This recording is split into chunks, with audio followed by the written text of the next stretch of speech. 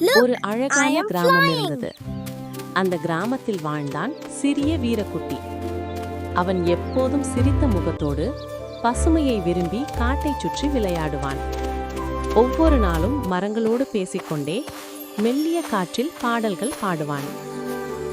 ஒரு நாள் வீரக்குட்டி காட்டுக்குள் இன்னும் ஆழம் சென்றான். அங்கே அவன் கண்ணில் பட்டது ஒரு அற்புதமான மரம்.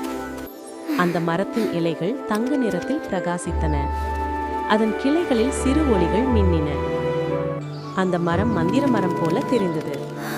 அதன் அருகே சென்ற வீரக்குட்டி அன்புடன் அதை தொட்டான். அந்த நேரத்தில் ஒரு இனிய காற்று வீசி மரத்தின் இலைகள் நெகிழ்ந்தன.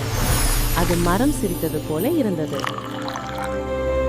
அந்த நாளிலிருந்து வீரக்குட்டி தினமும் அந்த மரத்தை பார்ப்பான். அதை நீரூட்டி மெல்ல மெல்ல பேசி அதன் நிழலில் கதைகள் கேட்டு உறங்குவான். ஆனால் ஒரு நாள் கிராமத்தினர் மரங்களை வெட்டத் தொடங்கினர்.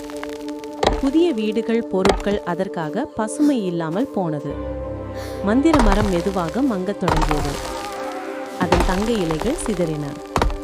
வீரக்குட்டி அதை பார்த்து துக்கமான மனதோடு நின்றான். அவன் தனது சிறிய கைகளால் புதிய செடிகளை நடக்கத் தொடங்கினான். பிற குழந்தைகளும் அவனுடன் சேர்ந்தனர். மழை பொழிந்தது, மண் மனம் பரவியது, சிறு மரங்கள் மீண்டும் வளர்ந்தன.